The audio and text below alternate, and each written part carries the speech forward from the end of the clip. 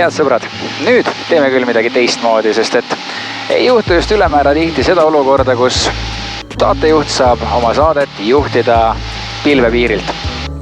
Aga kuna mul on piloodipaberid kenasti taskus, siis miks mitte seda privileegi ära kasutada. Oleme teile ette valmistanud 3 lendamisega seotud lugu ja mul ongi hea meel esimene neist nüüd sisse juhatada. Räägime teekonnast piloodipaberiteni, kui keeruline ja kui huvitav see tegelikult on. Lennundus on selline emotsionaalne ala. Siin läheb mõnel väga hästi, mõnel väga halvasti, on rõõme, on muresid, on kõiki asju.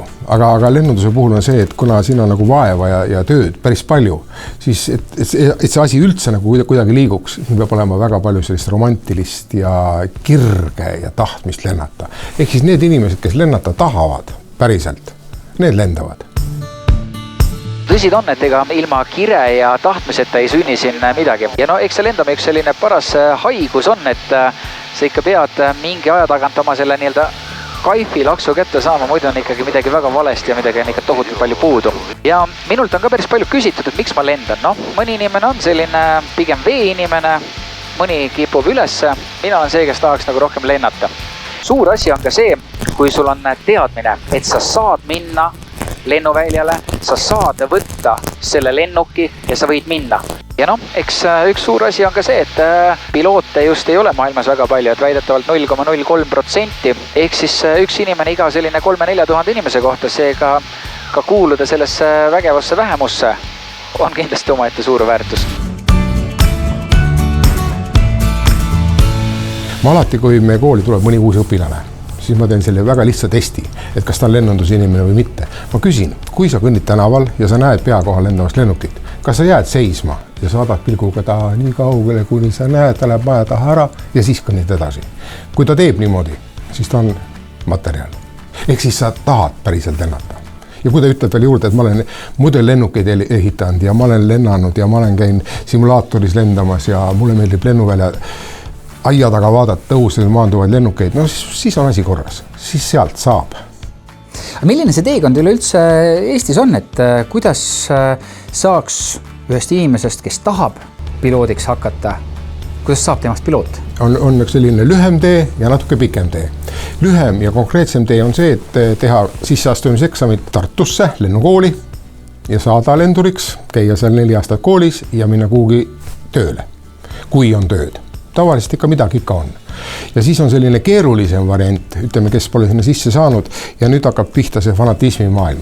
Kas sa tuled nüüd mõnesse meie lennukoolidesse? Meil on päris mitu lennukooli Eestis tegelikult. Sa algul saad eralenduriks ja sa näed, et sul on tahtmine edasi areneda. Sa teed endale ööpädevuse, siis sa õpid natuke juurde, teed instrumentaalipädevuse, siis sa õpid veel natuke juurde, sinust saab ametlendur, siis sa korjad oma lennutunde, siis saab juba oma sellist CV-d näidata mõnele suurele lennufirmale. Aga väga palju inimesi on sellised, kes ei tahagi mitte suurde lennufirmasse minna, vaid tahavad lihtsalt enda huviks, enda lõbuks lihtsalt ringi lennata. Lihtsalt näha seda maad ülevalt. Ja just need inimesed, kes tahavadki pilvede vahel liuelda, vaadata ülevalt seda ilusat loodust, nautida neid vaateid, aga ei taha seda teha tööna, no neist saavadki erapiloodid. Eiko Charlie Viski, nüüd on tõesti 3500 jalga, kinnitate näge? Kinnitame kõrguse 3500 jalga, Eiko Charlie Viski. Eiko Charlie Viski, selge, aitäh. Räägime näiteks nagu minu lennukooli baasil. Me alustame iga aasta oktoobrikuus teooriaga. Me anname sellise kena ilusa pakki õpikud inimesele. Selle peal ei tohi ära ehmuda, nad on nii värvilised ja kutsuvad neid kohe tahad nagu lugeda, eks. Võin täpselt öelda 2911 lehekülge puhast tarkust. No näe, ja see kõik kulub veel marjaks ära ka. Nüüd sa kodus loed need raamatud läbi, me anname tunniplaani, me kohtume umbes 2 korda kuus. Ehk siis igast õppeainest, need on 9, igast õppeainest me teeme 2-päevase seminari. Enne seminari me loodame, et inimene on vastava õpiku läbi lugenud, kodutööd ära teinud, juba harjutanud teste natuke ja siis me istume 2 pikka päeva koolis ja räägime selle õppeaine uuesti täiesti pulkadeni läbi, kellel on küsimusi tekkinud, kellel on mingid mõtteid, siis sama seminari teisel päeval me teeme koolieksami. Ja paralleelselt sellega siis on see lendamine.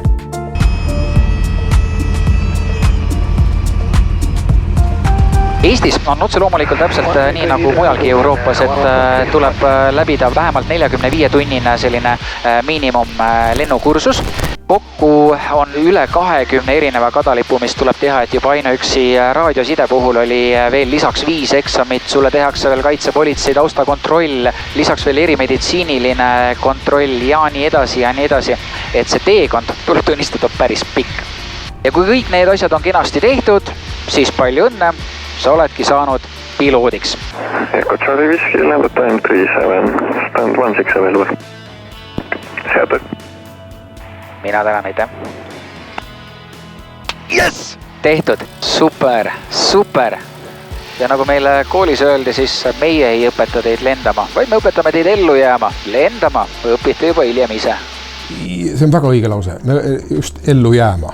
Ja me turvaliselt ellu jääma. See, no lihtsalt ellu jääma on võimalik niimoodi, et sa ei lähegi lendama.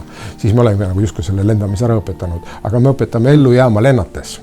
Võib-olla väga suur osa sellest lendama õppimisest on see, et me peame natuke, võib-olla see väljend, hoiame hobuseid tagasi. Et seda uljust ja seda sellist eufooriat peab suutma pidurdada. Mida kauem sa lendad, mida rohkem aastaid sa oled õhus olnud, seda rohkem oled sa igasuguseid asju näinud ja kogenud.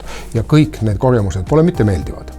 Seal on ka kogemusi, mis tegelikult ei lase magadagi pärast. Või siis, kas on see sinu endaga juhtunud või kellegi teisega juhtunud. Ehk siis lennundus ei anna sulle mitte midagi andeks. Ühtegi asja ei anna andeks. Ja et millal see tekib see kogemus, et kust maalt on nagu asjad, millega ma saan hakkama, mida ma suudan parandada, mida ma ei suuda parandada, kuni see kogemus tekib, seda on nüüd lennutunde saada. Ja see jälle see 45 tundi, millega me saime selle esimese loa endale kätte. Jah, me oleme õpetanud su ellu jääma, aga nüüd sa pead ise edasi ka elus olema ja jätkuvalt ellu jääma. Nii et see on juba selline asi, mis just, et õpi ka siis lendama.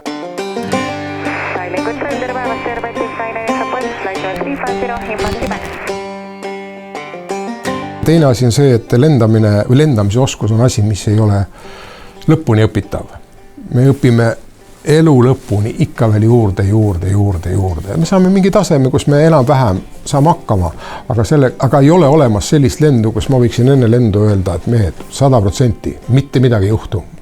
Seda ei saa mitte ükski kapten ega ükski piloot iialgi väita. Ja seda ei saa ka mitte kunagi lennunduses olema, et mitte midagi enam nüüd ei juhtu. Kõik on ära õpitud, kõik on ära reguleeritud. Ei, seda ei tule. Ehk siis jääbki alati see inimlik tats selle asja juurde, sest ega Jumal pole andnud inimesele tiibu, ega pole meid õpetanud lendama, ega pole andnud meile võimalust maast õhku tõusta. Me tõuseme maast õhku tegelikult tänu oma ajudele. Me oleme õppinud füüsikat, matemaatikat, kõik materjali ehitust, kõike seda. Aga selle on kõik inimesed välja mõelnud. Aga kõik, mis on inimeste poolt välja mõeldud, on tegelikult inimlik. See ei ole veel täiuslik. Ja sellepärast lennundus ei muutu mitte kunagi vist absoluutselt täiuslikuks, et lihtsalt kogenud lendur teab neid piire paremini ja oskab neid nagu juba kaugemalt juba vältima hakata. Ja inimene, kes on vähem lennanud, kipub käima seal piiri lähedal ära ja siis oleneb, kuidas tal läheb, kas ta tahab pärast veel lennata või ta ei saagi pärast enam lennata või ta ei lenda lihtsalt. Eks siis see selline järjekord, kuidas ma saan lenduriks, mis on lendamine, mis seisus see kõik on, see on väga kirju, väga värviline ja väga palju võimalusi pakkuv, aga väga palju vaeva nõudev. Mina käisin Tartus koolis, mitte küll Lennuakadeemias, aga Bakker Avios ja tundub, et mul vist oli võimalus ka ennast kirjutada selle kooli pikka ajalukku, olles selle kooli viimane lõpetaja. Minul kestis teekond 1,5 aastat ja ilmselt oleks ta võib-olla ka pikemaks veninud, kui ma ei oleks lõpus kuulnud uudiseid kooli sulgemisest ja siis tuli päris korralikult kuuma anda ja tuli kiirustada ja pingutada. Aga läbi higi ja pisarate need paberid kätte tulid ja lõpuks on ta tehtud, nii et see on juba omaette kaif tunne. No ma julgeks öelda, et see protsent on mingi 15–25, kes teevad selle protsessi lõpuni. Sellepärast, et ikkagi inimesed tulevad oma mingisuguse vale kujutelmaga, et see kõik on ainult üks romantika ja lillepidu ja lendame ja kõik on väga tore. Ei. Teooriaklassi tuleb meil iga aasta keskmiselt 10 inimest. Me anname iga aasta jõulupeol tiivad sellise märgi, kes on saanud paberi kätte umbes 5–8 inimesele. Selline number, eks selline protsent on nagu juba olnud viimane 20–25 aastat, nii kaua, kuni me siin oleme seda kooli pidanud. Ja sinna juurde tuleb veel ka see, et kes on siis 1 aastaga oma paberid ära teinud, saanud valmis. Kõige pikem inimene on käinud 12 aastat ja saanud ka lõpuks kätte. Ma olen küll ja küll näinud inimesi, kes tulevad meie kooli, ütlevad, et nii, mul kapteni paberid on, mul motorsaaniga ma sõidan, mul on väga kiire kaater olemas, mul on auto ka päris korralik, ma mõtlesin, ma teen lennuki ka endale. Vaat, kui sellise jutuga tuleb inimene, siis ma algul, no jaa, hea küll, hakkame pihta, vaatame, kas sa siis saad. Ja tihti lugu pärast niimoodi 3-4 õppeaine läbimist nad kaovad ära lihtsalt vaikselt. Sest nad näevad ära, et siin ei olegi ainult väga põnev. Siin on ka tegelikult sellist lihtsalt tuima õppimise reegleid ja sellist vaeva ja tööd. Ehk siis see 15–25, ma ütlen, on tõepoolest selles maailmas, kus me enne me rääkisime sellest, et kes lähevad Tartusse, lähevad kohe kindlalt oma sellesse ametlenduri programmi sisse. Seal ma arvan, et see väljakukkumine on väiksem, seal ehk võib-olla mingi 75% lõpetab. Ma pakun niimoodi välja. Ja neist 75, kes lõpetavad, neist siis ütleme võib-olla 40 jätkavad piloodina. Tavaelu on täis piloote.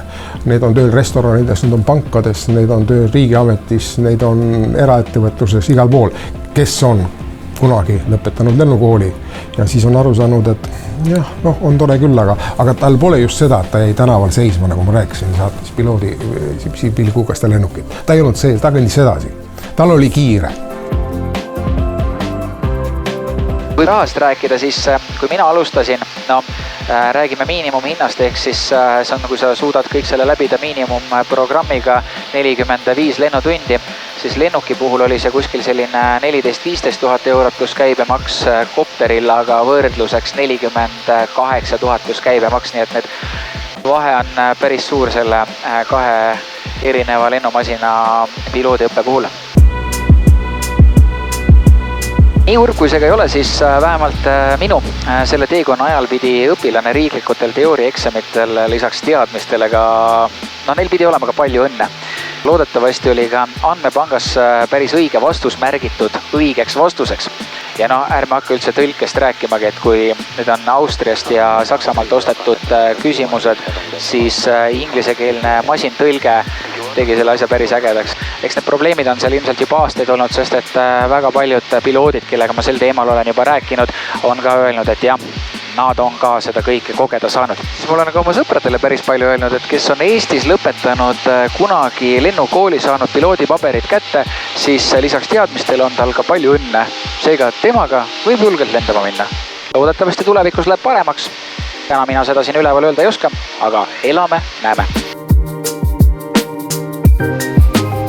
Aastate jooksul Eestisse on päris arvestatav hulk neid piloote kogunenud, aga mis neist nagu edasi saab selles mõttes, et fakt on see, et lennuk on kallis, kopter on kallis, kõik ei jõua ju seda osta, aga lennata tahaks ja lendama justkui ka nagu peaks, et mis neist saab siis? Saab niimoodi, et need, kes tahavad, need lendavad. Sellepärast, et õhusõidukeid on meil küll. Ma mõtlen erakätes ja väikesi masinaid ja iga õhusõiduki omanik on huvitatud sellest, et tema masin võimalik palju lendaks, sest meil on kõigil püsikulud masinatega. Ehk siis lennukit või kopterit on alati võimalik rentida. Mitte me isegi koolitusel me räägime, et ärge, kui te tulete siia endale paberit tegema, piloodi paberit saama, ärge hakake kohe mingid ostumüügi kuulutusi lugema, aga neid aegeri vaatama. See pole üldse primaarne, te esiteks ei tea üldse, mis tüüpi masinad, millistel tarvis on. Aga kui sa tahad lennata, siis Tallinna lennuvälja seal kutsume Yankee 5, mis on eralendurite perroon. Sellel perroonil seisab, ma arvan, et mingi 4, 5, 6 masinat konstantselt kogu aeg. Võib-olla suvel kuni jaanipäev, siis on nad kõik ära lennanud. Infopäeva ja esimese seminarini on nüüd küll pisut aega jäänud, umbes täpselt üle poole aasta, aga äkki kellelgi on juba täna huvi, kas tal on mõtet teiega üldse ühendust võtta? No mõtet on kindlasti. Võib-olla ka sellepärast, et mingisugune kanal ikkagi eksisteeriks, on meil lausa koduleht. Koduleht on väga lihtne, see on nagu meie pikk lennukooli nimi Nordic Aviation Academy, siis me oleme sellest teinud 3 tähte ainult naa.ee ehk siis naa.ee kodulehel on kõik info olemas, võtke meiega ühendust, me anname teile esimesed vihjed ja kohtume sügisel. Aga neile, kellel ikkagi see lendamise pisik sees on ja kes jäävad suu ammuli taevas üle lendavat lennukit vaatama, siis mina ütlen küll, et no mis te lükkate seda paratamatust edasi, kui te veel olete mõelnud ka, et peaks sinna kooli minema, tehke see ära, minge kooli, nähke natukene vaeva ja uskuge mind, see lõpptulemus on seda väärt. Aga lugusid on tulemas veel, järgmine kord juba räägime lennukitest ja kopteritest kui erakätes olevatest lennuvahenditest.